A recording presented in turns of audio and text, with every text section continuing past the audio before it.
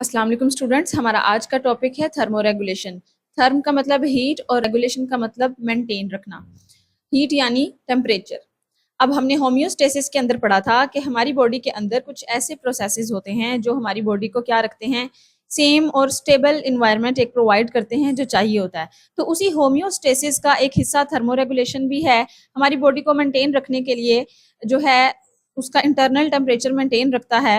तो जो system temperature को मेंटेन रखता है उस प्रोसेस को हम थर्मोरेगुलेशन बोलते हैं। इसके अंदर क्या होता है कि ऑर्गेनिजम्स अपनी एक रेंज तक, स्पेसिफिक रेंज तक टेम्परेचर को रखते हैं। आउटसाइड का टेम्परेचर चाहे ज्यादा हो या कम हो, इंटरनल बॉडी का टेम्परेचर जो है वो ऑप्टिमम रहता है, यानी मेंटेन रहता है। अब थर्मोरेगुलेशन की क्या इंपॉर्टेंस है, क्या अहमियत है हमारी बॉडी के अंदर, वो ये देखते हैं। कहता है thermoregulation is very important for animals, क्योंकि हमारे जो एंजाइम्स हैं बॉडी के अंदर, जो रिएक्शंस करवाते हैं या जो मेटाबॉलिज्म करवाते हैं, उनके लिए एक ऑप्टिमल टेम्परेचर होता है। वो उस टेम्परेचर के अलावा किसी भी टेम्परेचर पर फंक्शन नहीं कर सकते प्रॉपरली। अगर हमारी बॉडी का टेम्परेचर बहुत ज्यादा गिर जाता है, फॉल कर जाता है, तो ये जो एंजाइम और सबस्ट्रेट का आपस में ताल्लुक है, ये जो टकराते हैं, तो ये नहीं हो पाता, ये कम हो जाता है, जिसकी वजह से हमारी मेटाबॉलिक जो रेट है वो कम हो जाता है, यानी हमारी बॉडी बहुत स्लो काम करने लगती है। और टेम्परेचर अगर ज्यादा हो जाए, तो यही जो ऑप्टिमल टेम्परेचर है एंजाइम्स का, ये ज्यादा हो जाए अगर, तो एंजाइम्स क्या करते हैं, डी नेचर हो जाते हैं, यानी बहुत ज्यादा उनकी स्ट्रक्चर खराब हो जाती है, जिसकी वजह से वो सबस्ट्रेट के ऊपर आकर लग ही नहीं पाते और अपना फंक्शन जो है वो हमेशा हमेशा के लिए खो देते हैं, वो काम नहीं कर पाते, एंजाइम यानी कि डैमेज हो जाता है। इसी तरह हमारी बॉडी के अंदर जो सेल मेम्ब्रेन है, उसके बाहर एक लिपिड बाइलेयर होती है। ये हमने बचपन में 9th 10th क्लास में बहुत बार पढ़ा हुआ है। सेल मेम्ब्रेन का काम ये होता है कि वो अपने अंदर जो है कुछ मॉलिक्यूल्स को गुजरने देती है और कुछ मॉलिक्यूल्स को नहीं गुजरने देती, यानी जिसकी उसको जरूरत नहीं होती वो उसको नहीं गुजरने देती, और जो उसके लिए फायदेमंद होते हैं सेल के लिए चीजें, वो उनको गुजरने देती है। लेकिन जब टेम्परेचर बहुत ज्यादा हाई हो जाता है, गर्मी के अंदर, फुल गर्मी के अंदर, या हमारी बॉडी का अगर टेम्परेचर हाई हो गया या हमें बुखार हो गया, तो ये जो सेल मेम्ब्रेन है ये बहुत ज्यादा लिक्विड फॉर्म में चली जाती है और अपनी जो सिलेक्टिव परमिएबिलिटी वाली ताकत है उसको खो देती है, जिसकी वजह से क्या होता है कि वो कुछ भी अपने अंदर एब्जॉर्ब करता रहता है सेल, और जो सेल्स हैं वो खराब होने शुरू हो जाते हैं। इसी तरह लो टेम्परेचर की वजह से जो सेल मेम्ब्रेन है वो बहुत ज्यादा रिजिड और ब्रिटल हो जाती है, इतनी सख्त हो जाती है कि अपने अंदर कुछ मॉलिक्यूल्स को ले ही नहीं पाती, अपनी एनर्जी ले ही नहीं पाती, तो हमारी बॉडी में एनर्जी फिर हमें नहीं मिल रही होती। अब हमने यहाँ पर एनिमल्स को डिवाइड किया है दो कैटेगरीज में, उनके हीट सोर्स की बेसिस के ऊपर, यानी वो कहाँ से हीट लेते हैं, कहाँ से उनकी बॉडी के अंदर हीट आती है। तो सबसे पहली कैटेगरी है एक्टोथर्म एंड दूसरी कैटेगरी है एंडोथर्म्स। अब हमने बचपन में पढ़ा हुआ है कि एक्टो का मतलब क्या होता है, आउटर, और एंडो का मतलब होता है इनर। सबसे पहले एक्टोथर्म को देख लेते हैं।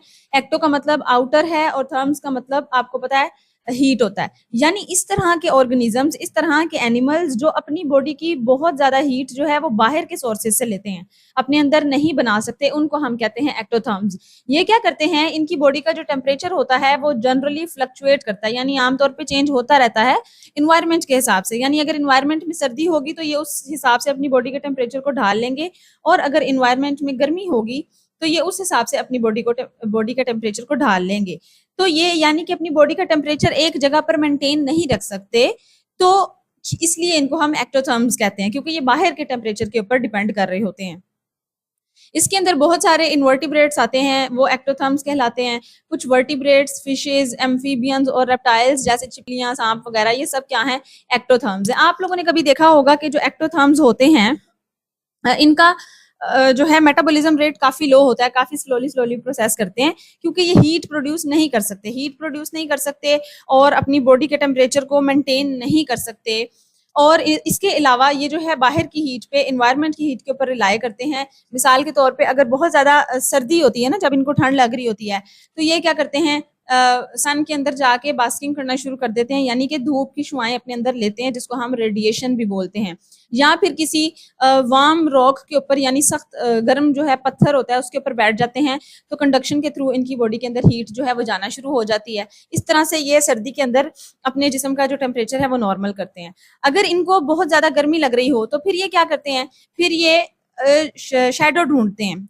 शेडो क्या होती है, मतलब छांव ढूंढते हैं, या फिर कोई सुरंग वगैरह बना लेते हैं जमीन के अंदर, तो वहां पर ये चले जाते हैं क्योंकि जमीन के अंदर का टेम्परेचर बहुत ठंडा होता है, तो ये वहां पर चले जाते हैं। और अगर बहुत ज्यादा ही कोल्ड टेम्परेचर है, बहुत ज्यादा ठंड है, जो ये सर्वाइव कर ही नहीं सकते, तो फिर ये डोरमेंट कंडीशन में चले जाते हैं। जैसे मैंने आपको ऑस्मो रेगुलेशन में भी बताया था कि जो एनिमल्स बहुत ज्यादा ड्राई इन्वायरमेंट में रहते हैं, उनको पानी नहीं मिलता, तो वो जो है वो डोरमेंट स्टेट में चले जाते हैं, वो समझे कि जिंदा नहीं होते। लेकिन जैसे ही जो है हवा में नमी आती है या पानी थोड़ा बहुत भी उनकी बॉडी को मिलता है, तो वो दोबारा से जिंदा हो जाते हैं। इसी तरह से जो ये भी एनिमल्स हैं, रेप्टाइल्स वगैरह, छिपकलियां वगैरह, इस तरह के सांप वगैरह, आपने नोट किया होगा कि बहुत जब शदीद सर्दी होती है तो हमें कहीं पे भी छिपकलियां या मक्खियां वगैरह नजर नहीं आती। जैसे ही थोड़ा मौसम नॉर्मल होता है, बाहर जो है वो गर्मी होना शुरू होती है, तो ये फिर बाहर निकल कर आ जाते हैं जमीन से, अपनी डोरमेंट स्टेट से बाहर आ जाते हैं। ठीक है, उसके बाद आते हैं एंडोथर्म्स। एंडोथर्म्स मतलब के ये इंटरनल हीट अपनी बॉडी की मेंटेन कर सकते हैं, यानी कि ये एंडो का मतलब है इनर, तो ये अंदर से हीट बनाते हैं अपनी बॉडी की। एक्टो मतलब बाहर से हीट लेते हैं और एंडो मतलब अंदर से लेते हैं। सोर्स ऑफ हीट हम देख रहे हैं ना, तो इनका सोर्स ऑफ हीट इनकी इनर बॉडी है, इनकी इनर एनर्जी है। ये क्या करते हैं, जनरेट करते हैं अपनी बॉडी की हीट अपने इंटरनल मेटाबॉलिज्म के थ्रू। जैसे मैंने आपको एक मिसाल दी थी कि ह्यूमन बॉडी के अंदर क्या होता है, जब भी इनको सर्दी लग रही होती है तो इनके हाथ कांपना शुरू कर देते हैं, और सेल्स बहुत ज्यादा शिवरिंग करने की वजह से, जब सेल्स के अंदर बहुत ज्यादा शिवरिंग होती है तो फिर क्या होता है, एनर्जी के मॉलिक्यूल्स प्रोड्यूस होते हैं और हीट प्रोड्यूस हो जाती है वहां पे। तो इसलिए ह्यूमन बीइंग भी जो है एक एंडोथर्म की एग्जांपल है। हम लोग क्या कर सकते हैं, यानी हम इसमें मैमल्स भी आते हैं, ह्यूमन बीइंग्स भी आते हैं। तो ये क्या करते हैं, एंडोथर्म्स अपनी बॉडी का कांस्टेंट टेम्परेचर मेंटेन रखते हैं। बाहर चाहे 15 डिग्री है, 5 डिग्री है, 6 डिग्री है, बॉडी का टेम्परेचर 37 डिग्री सेल्सियस ही रहेगा, often higher than the environment, और अक्सर इन्वायरमेंट से हाई ही होता है। मिसाल के तौर पे अगर इन्वायरमेंट में 15 डिग्री चल रहा है, गर्मी है और सर्दी है, तो बॉडी का 37 डिग्री सेल्सियस है, तो बॉडी का फिर ज्यादा हुआ ना। तो कहते हैं कि बाज कंडीशन में बॉडी का जो है वो ज्यादा भी हो जाता है। इसके अंदर आते हैं बर्ड्स एंड मैमल्स, जो इसकी एग्जाम्पल है वो एंडोथर्म्स की वो है। When it get cold, जब बहुत ज्यादा सर्दी हो जाती है, तो ये अपने मसल्स को की कंट्रैक्शन की वजह से शिवरिंग करते हैं, कांपते हैं, तो इनकी बॉडी के अंदर एनर्जी प्रोड्यूस होती है। या दूसरा तरीका ये है कि ये अपनी बॉडी की ब्राउन एडिपोज टिश्यू, अब ये ब्राउन एडिपोज टिश्यू क्या होता है, इसको बर्न करते हैं और हीट प्रोड्यूस होती है। हमारी बॉडी के अंदर दो तरह की फैट होती है, यानी चर्बी होती है, एक ब्राउन फैट होती है और एक व्हाइट फैट होती है। जो व्हाइट फैट होती है वो हमारी बॉडी को सिर्फ एक शेप देने के लिए बनी होती है, लेकिन जो ब्राउन फैट होती है ये इसीलिए बनी होती है क्योंकि इसके अंदर बहुत ज्यादा जो है वो ब्लड वेजल्स होती हैं, और इसके अंदर बहुत ज्यादा और मॉलिक्यूल्स होते हैं जो जल्दी जल्दी जो है वो अपने आप को तोड़ते हैं, ग्लूकोज वगैरह, और वहां से एनर्जी बना के बॉडी को देते हैं जब भी बॉडी को सर्दी लग रही होती है। तो एंडोथर्म्स के पास इंसुलेशन करने की ताकत भी होती है, यानी कि इंसुलेशन का मतलब ये है कि ये अपनी हीट को अपनी बॉडी के अंदर भी रख सकते हैं, ये बाहर नहीं निकालते। तो इनको इंसुलेट करने के लिए अल्लाह ताला ने बाल दिए होते हैं, फीदर्स यानी पर दिए होते हैं, और फैट यानी इनकी बॉडी के ऊपर चर्बी वगैरह मौजूद होती है। हम आपने देखा ना, हमारी बॉडी के ऊपर छोटे छोटे बाल हैं, ये हमें क्या करते हैं, हीट बाहर निकलने से बचाते हैं, ताकि हमारी हीट जो है वो जाया ना हो सके।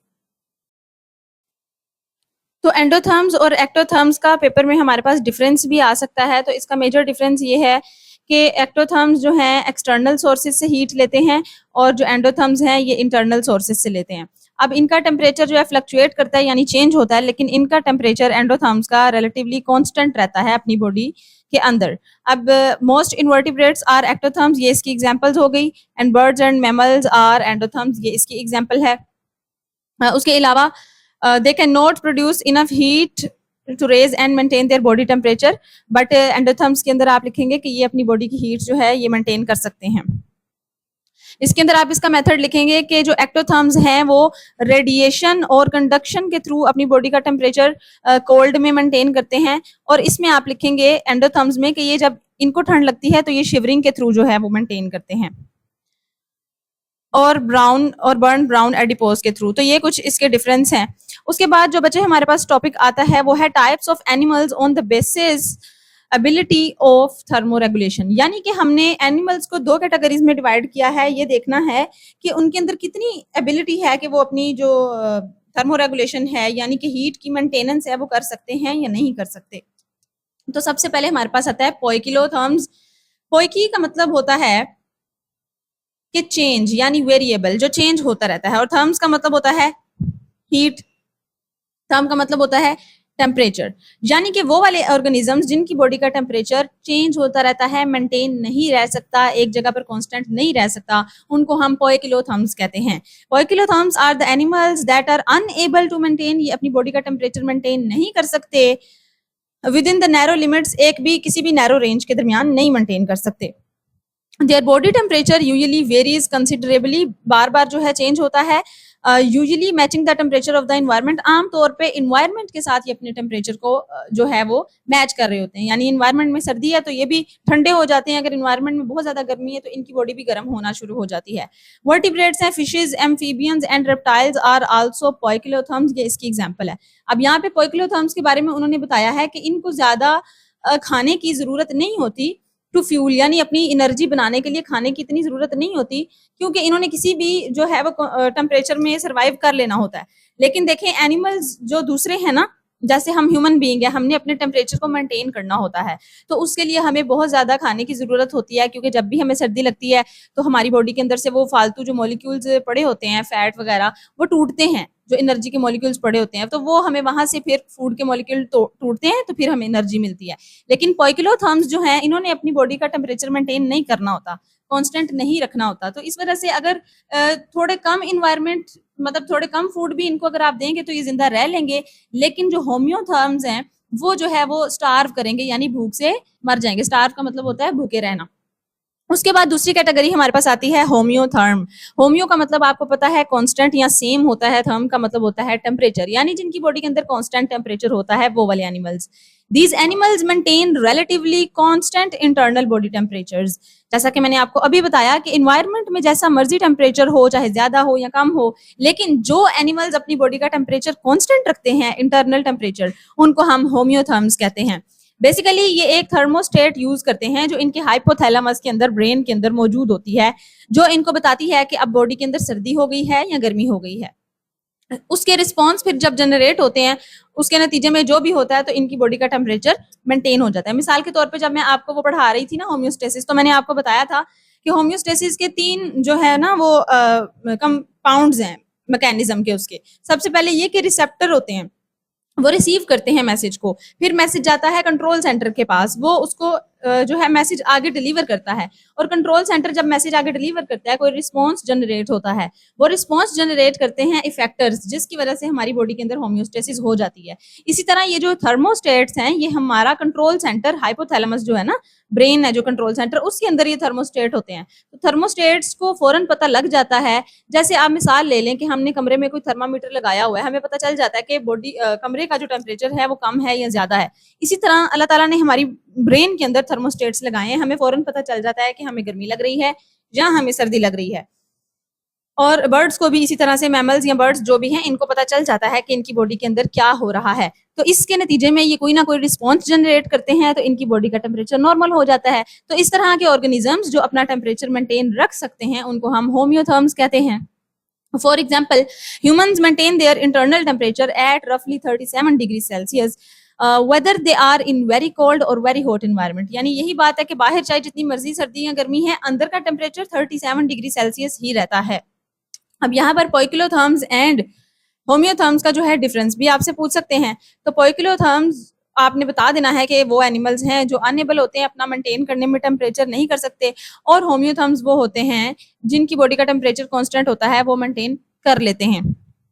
उसके अलावा आपने इसकी एग्जांपल्स में मैमल्स और बर्ड्स बता देना है, और इसकी एग्जांपल्स में आपने बता देना है एम्फीबियन, रेप्टाइल्स एंड फिशेस वगैरह। और आपने ये भी बताना है कि ये अपनी बॉडी का टेम्परेचर जो है इन्वायरमेंट के साथ मैच करते हैं, और जो होम्योथर्म्स होते हैं ये मैच नहीं करते। इनके अंदर एक थर्मोस्टेट होता है जो इनको बता देता है, ट्रिगर कर देता है कूलिंग और हीटिंग के प्रोसेस को। अगर इस टॉपिक के एग्जाम के पॉइंट ऑफ व्यू से बच्चे बात की जाए तो थर्मो रेगुलेशन एक इंपॉर्टेंट शॉर्ट क्वेश्चन के तौर पे भी आ सकता है और लॉन्ग क्वेश्चन के तौर पे भी आ सकता है। आपसे डिफरेंट सवाल किए जा सकते हैं डिफरेंट तरीके से।